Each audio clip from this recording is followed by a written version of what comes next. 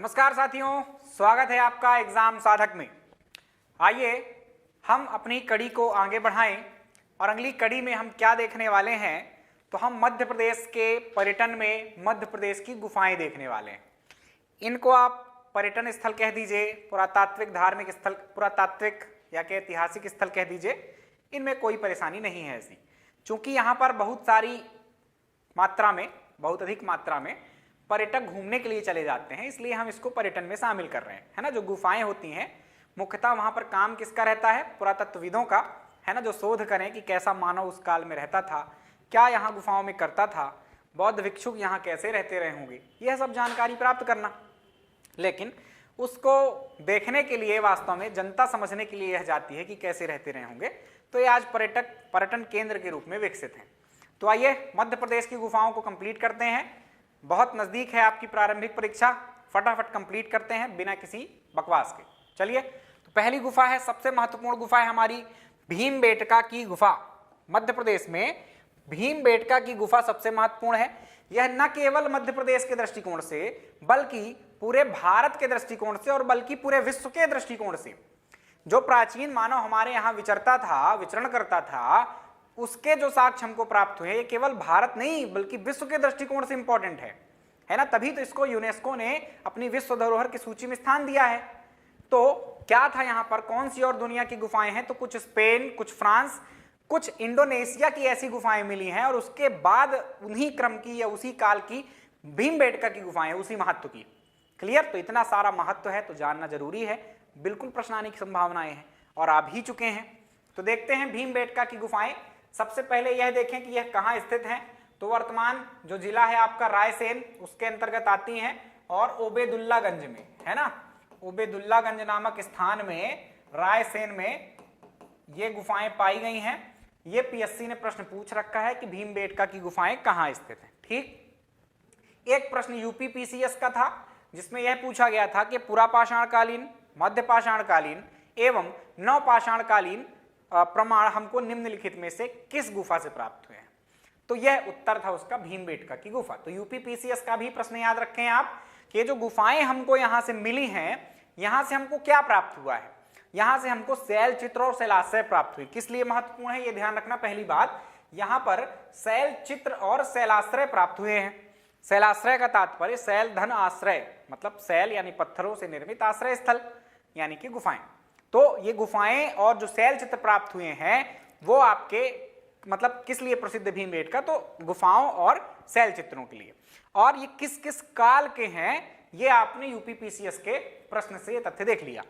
पुरापाषाण काल में भी यहां पर मानव रहा, मध्यपाषाण काल में भी यहां पर मानव रहा और नवपाषाण काल में भी मानव रहा। तो सोचो, प्राचीन कालीन जो मानव था स्टोन एज का, वो यहां पर लगभग बहुत लंबे समय तक रहा और अपनी गतिविधियां करता रहा।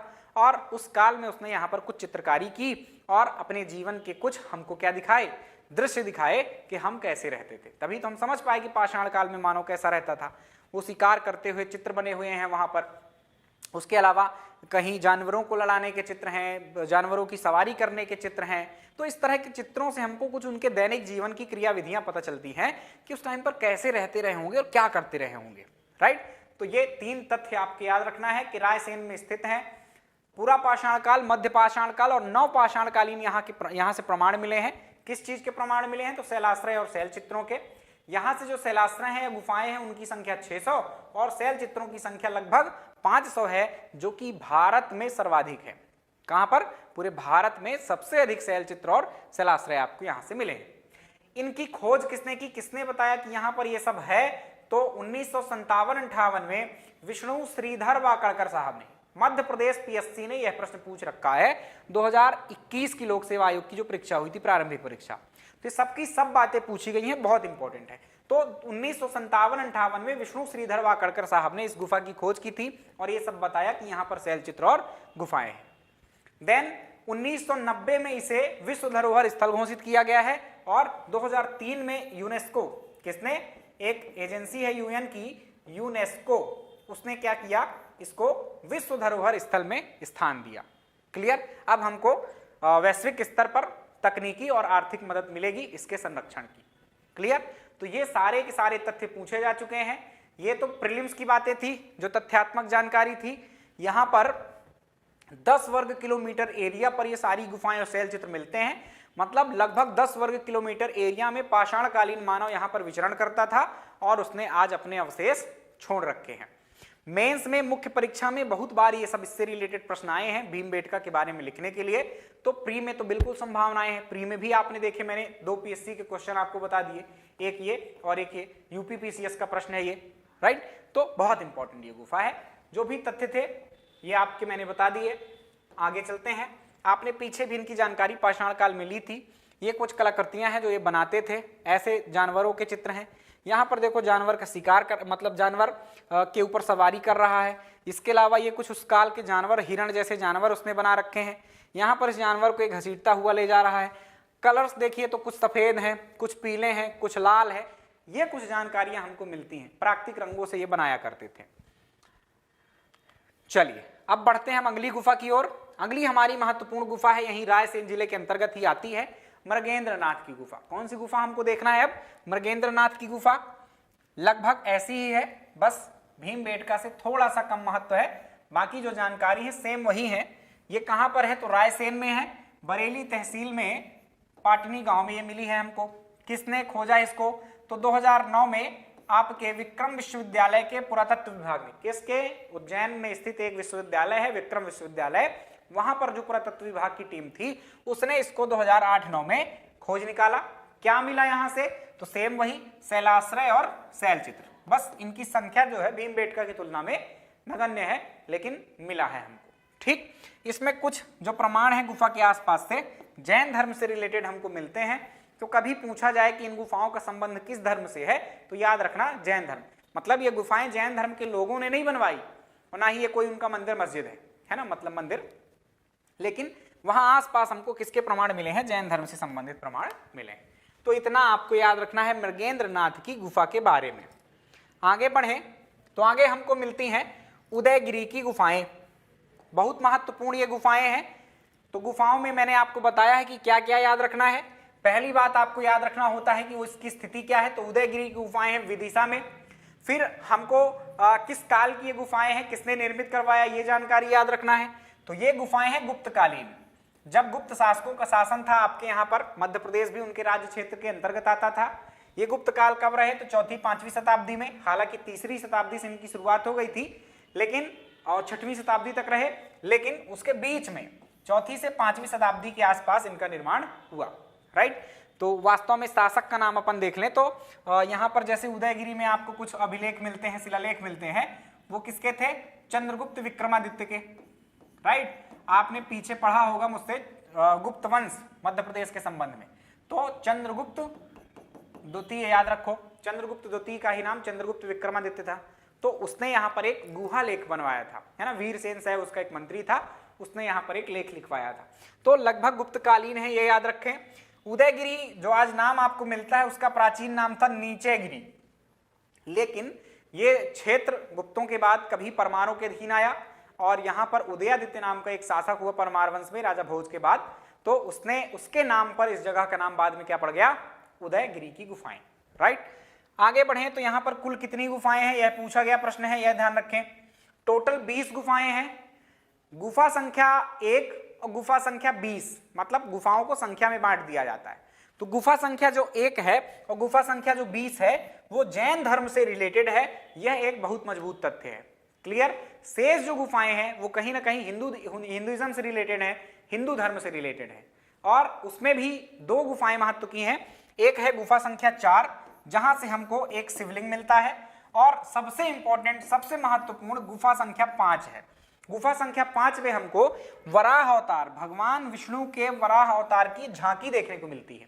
मतलब वराह अवतार जिसमें रसातल में जब पृथ्वी चली गई थी तो वो निकालने का काम किसने किया था? भगवान विष्णु के वराह अवतार ने। पृथ्वी को अपने मुख पर उठाए हुए हैं, राइट। तो ये एक झांकी हमको दिखाई देती है कहां पर? आपके उदयगिरी की गुफाओं में। अभी मैं चित्र दिखाऊंगा, आपको समझ में आ जाएगा। तो ये इतने सारे तथ्य थे हमारे किससे? उदयगिरी की गुफा से। तो उदयगिरी गुफा कहाँ है? विदिशा में है। किसके काल की है? तो गुप्त काल की है। इसके अलावा यहाँ से एक जो गुहा लेख मिला है हमको वो चंद्रगुप्त द्वितीय का मिला है। यहाँ पर टोटल 4 गुफाएं महत्व की हैं, यानी यदि संख्या याद रखना हो तो 4 याद रखें, वो महत्व की अलग अलग, लेकिन टोटल कितनी संख्या है? 20। 20 में से संख्या नंबर 1 और संख्या नंबर 20 जो है वो जैन धर्म से रिलेटेड है, बाकी हिंदू धर्म से रिलेटेड है, और उसमें भी गुफा संख्या 4 जिसमें शिवलिंग मिला हमको, और गुफा संख्या 5 जिसमें हमको वराह अवतार की झांकी दिखाई देती। ये तथ्य सबसे इंपॉर्टेंट थे, रिवीजन करा दिया आपका। आइए अब चित्र देख लेते हैं। ये आपका वराह अवतार का जो चित्र है कुछ इस तरह से दिखाई देता है। तो गुफा की एक दीवार में इस तरफ वाला हिस्सा, वो पृथक से जो फोटो दिखाई दे रही उसको नहीं याद रखना, उसको भी दिखाएंगे। ये आपके वराह अवतार, ये आपको थोड़ा सा गोल वाली पृथ्वी नहीं, पृथ्वी माता एक स्त्री के रूप में जो है तो अपने मुख में उठाए हुए हैं, और यहाँ पर आपको एक नाग शासक की मूर्ति दिखाई दे रही होगी। तो ये गुप्तों के काल में जब इसका निर्माण करवाया गया तो उसी काल में नागवंश के शासक शासन करते थे। तो गुप्तों के द्वारा नागवंश के शासकों का परिहास उड़ाने के लिए, मजाक उड़ाने के लिए ये आपकी चित्रकारी यानी कि मूर्ति कला बनाई गई आपके इन दीवारों में, राइट। तो ये भगवान वराह अवतार हैं जिन्होंने पृथ्वी को मुख पर अपने उठा रखा है और आपके नाग शासक के ऊपर पैर रखा है। ये यहीं पर एक समुद्र की, राइट, समुद्र की एक मूर्ति बनी हुई है जिसको जूम करने पर कुछ इस तरह के समुद्र दिखाई देते हैं। चलिए आगे चलते हैं। ये शिवलिंग है जो कि गुफा संख्या 4 में बना हुआ है। अगली गुफा है हमारी बाघ की गुफाएं। कौन सी गुफाएं हैं? बाघ की गुफाएं। बाघ की गुफाएं कहां पर स्थित हैं? तो बाघ नदी के किनारे या बाघिन नदी के किनारे धार में। किस नदी के किनारे है? धार में। कौन सी तहसील आती है यहां पर? तो कुच्छी तहसील। बहुत बड़ा जिला है। धार के पश्चिम में आप जाएंगे तो कुच्छी तहसील दिखेगी, उसके दक्षिणवर्ती इलाकों में बाघ नामक जगह दिखेगी। बाघ गा गमला है ना, तो बाघ या बाघ दोनों ही सही है। बाघ की गुफाएं इनको कहते हैं। बाघिन नदी वहां से प्रवाहित होती है। इन गुफाओं का जो निर्माण कार्य था वो 5वीं से 7वीं शताब्दी था। मतलब कुछ गुफाएं गुप्तकालीन है, ऐसा याद रखें। तो 5वीं से 7वीं सदी तक ये गुफाएं बनती रहीं। ये पूछा गया प्रश्न है कि कब बनी थी? ये 5वीं से 7वीं। और यहां पर जो आपको मैं बताने वाला हूं कि बाघ नदी मतलब 5वीं से 7वीं शताब्दी तो गुप्त एज है, ये गुप्त काल है। इसका नाम कैसे पड़ गया? तो 10वीं शताब्दी आते आते, देखो बौद्ध धर्म का जो उदय हुआ था वो 600 ईस्वी पूर्व के आसपास हुआ था, राइट। तो आगे चलकर बहुत सारे शासकों ने बौद्ध धर्म को संरक्षण दिया। तो 9वीं 10वीं शताब्दी तक तो बढ़िया संरक्षण मिलता है, बहुत सारे शासक इनको संरक्षण देते हैं, राजकीय रूप से संरक्षण मिलता है। लेकिन 10वीं शताब्दी के बाद कोई शासक इनको संरक्षण नहीं देता और कुछ कट्टर शासक आ जाते हैं और इनको खत्म करने का भी काम करते हैं। तो यहां से बौद्ध भिक्षु जो है मतलब एक्चुअली 9वीं 10वीं शताब्दी में चले गए। पहले बौद्ध लोग यहाँ रहते थे इस गुफा में, ठीक है। तो ये गुफाएं वहां पर रहीं, लेकिन आगे चलकर क्या हुआ, वहां से भिक्षु चले गए और वो वीरान हो गया इलाका और जंगल वंगल उग गए और वहां पर रहने लगे बाघ। ऐसा कहते हैं कि यहाँ लोग क्या रहने लगे? बाघ, जो आपका टाइगर होता है वो रहने लगा। इसके कारण इस जगह का नाम बाघ और उस नदी का नाम बाघिन नदी पड़ गया था। तो ये कुछ इस तरह कहानी मिलती है। इसकी खोज 1818 ईस्वी में डेंगरफील्ड नामक व्यक्ति ने की थी। यहां पर कुल संख्या में 9 गुफाएं हैं, जिसमें से 4 से 5 गुफाएं सुरक्षित हैं। आप 5 याद रख लेना। और इनका संबंध किससे है? बौद्ध धर्म से। अभी मैंने बताया ना कि बौद्ध लोग यहाँ रहा करते थे और यहाँ पर बौद्ध धर्म से रिलेटेड हमको बहुत सारी चित्रकारी के प्रमाण प्राप्त हुए हैं। मतलब बौद्ध काल के बौद्ध भिक्षुओं के या बौद्ध धर्म से रिलेटेड चित्रकारी के प्रमाण हमको बहुत ज्यादा मात्रा में मिले हैं। तो ये बौद्ध धर्म से रिलेटेड हैं।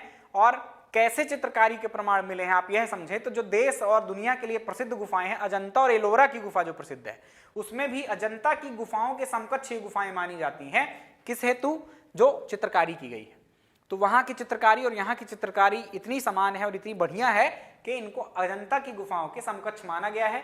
यह प्रश्न भी पूछा गया है कि निम्नलिखित में से किस गुफा को, मध्य प्रदेश की किस गुफा को अजंता की गुफा के समकक्ष माना गया है? तो वह गुफा है आपकी बाघ की गुफा, यह याद रखें। और इनको बौद्ध चित्रों का प्राण कहा जाता है। किस गुफा में स्थित चित्रों को बौद्ध चित्रों का प्राण कहा जाता है?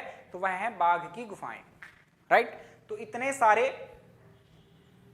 फैक्ट्स थे जो आपसे पूछे जा सकते हैं, राइट। चलिए अगली गुफा को उठाएं, कुछ फोटोज दिखा दें आपको, तस्वीरें दिखा दें ताकि कुछ समझने में सुविधा हो आपको। ये इस तरह की कुछ गुफाएं हैं। बहुत सारे लोग बढ़िया घूमने गए हुए हैं, आप देख सकते हैं, आप भी जा सकते हैं। कभी भ्रमण का मन हो, प्रकृति को देखने का मन हो और इतिहास को समझने का मन हो।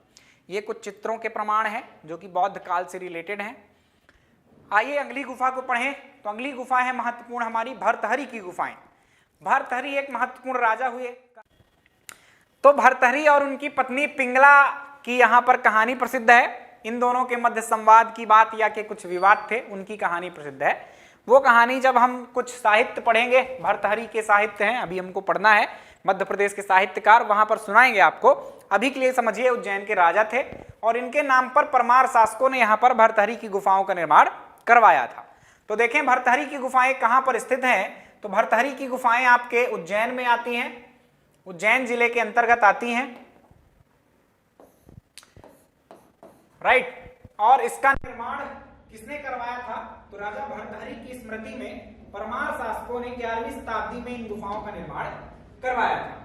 कालिया का महल जो हमने पीछे देखा भी क्षिप्रा नदी के पास स्थित था, उज्जैन में ही, उसी के नजदीक ये गुफाएं हैं। इन गुफाओं की संख्या भी 9 आपको प्राप्त होती है, जिसमें से 5 गुफाएं आज अस्तित्व में आपको दिखाई देती हैं। यहाँ पर भी रंगीन चित्रों के कुछ प्रमाण प्राप्त हुए हैं, नॉर्मल चित्र हैं। और कभी धर्म पूछा जाए, जैसे हमने देखा कि बाघ की गुफाओं का संबंध किस धर्म से था, तो वो आप बौद्ध धर्म बताते हैं। मृगेंद्रनाथ की गुफा पूछ ली जाए तो वो आप बता देते हैं आप जैन धर्म से रिलेटेड थी। उसी तरह से आपका कभी संबंध पूछा जाए किसी संप्रदाय से, तो नाथ संप्रदाय इसमें याद रखना है। आप जब जाएंगे भी, कभी घूमने जाना, वहां पर मौका मिले तो, अवसर मिले तो आप जब जाएंगे तो आपको नाथ संप्रदाय के लोग वहां पर दिखाई दे जाएंगे। नाथ संप्रदाय के लोग कौन से हैं? जो कि अपने जो कर्म है ना, कर्म मतलब आपको अपना कर्म यही समाप्त कर देना है, इसी जीवन में सारे कर्मों को जला डालना है, राइट। तो उसके लिए 2 मार्ग हैं, या कई मार्ग हैं, भक्ति मार्ग है, प्रेम मार्ग है। पर जो नाथ संप्रदाय के लोग होते हैं वो कहते हैं इन कर्मों को कठोर तपस्या के माध्यम से जलाया जा सकता है। कठोर तपस्या मतलब जितना कठोर से कठोर आप जीवन व्यतीत करें उतना। तो पूरा परिवार छोड़कर बिल्कुल पृथक से जीवन और बहुत कठोर दिनचर्या का पालन ये करते हैं, उससे इनके कर्म नष्ट होते हैं और इनको अगला जन्म नहीं लेना पड़ता है, ऐसी मान्यता है। पुनर्जन्म से मुक्ति मिल जाती है, यानी मोक्ष प्राप्त हो जाता है। तो नाथ संप्रदाय के लोगों से संबंधित है ये सारी चीजें। मत्स्येंद्रनाथ का नाम सुना होगा, आगे चल के गोरखनाथ का नाम सुना होगा, वो सब आपके नाथ संप्रदाय के लोग हैं। ये गुफा संख्या 1 है। इस तरफ आपको गुफा संख्या 2 दिख रही होगी। आप इन्हीं जगहों पर अब जा पाते हैं, पहले तो दूसरी गुफाएं भी घुमाई जाती थी, लेकिन अब जब जाते हैं आप तो गुफा संख्या 1 और गुफा संख्या 2 पर ही आप भ्रमण कर सकते हैं। ये इधर से एंट्री होती है और अंदर बहुत अंदर तक गुफाएं जाती हैं। अंदर लोग कुछ नाथ संप्रदाय के लोग बैठे रहते हैं। बहुत गर्मी लगती है क्योंकि बाहर सांस लेने का मतलब हवा जाने के पास एक ही प्रवेश द्वार है और अंदर काफी अंदर तक, मान लो समझो कमरे तो कई कमरे, 4-6 कमरे अंदर क्रॉस करके आप जाओ तब जाकर आपको अंत छोर मिलता है। तो अंदर बहुत भवक टाइप की रहती है, सफोकेशन रहता है, वहां पर लोग ये बैठे रहते हैं। गुफाओं की खास बात ये होती थी कि बाहर के वातावरण का कोई फर्क ही नहीं पड़ता था। बाहर को वर्षा हो रही हो लेकिन अंदर उतना ही गर्मा है। तो साधु संत ऐसी जगहों को क्यों चुनते थे, कभी आपसे समझ में ना आया हो आपको तो ध्यान रखना। इसका कारण है बाहर के वातावरण का गुफाओं के अंदर बहुत खास प्रभाव नहीं पड़ता था, चाहे वह ठंडी हो, चाहे वह गर्मी हो, चाहे वह बरसात हो। तो उनको तो बस तपस्या करनी है, लीन रहना है। तो उसके लिए क्या करना पड़ेगा, उनको एक जैसा वातावरण चाहिए ताकि ध्यान भंग ना हो। तो ऐसी जगहों को चुनते थे अपनी तपस्या के लिए। चलिए आगे चलते हैं।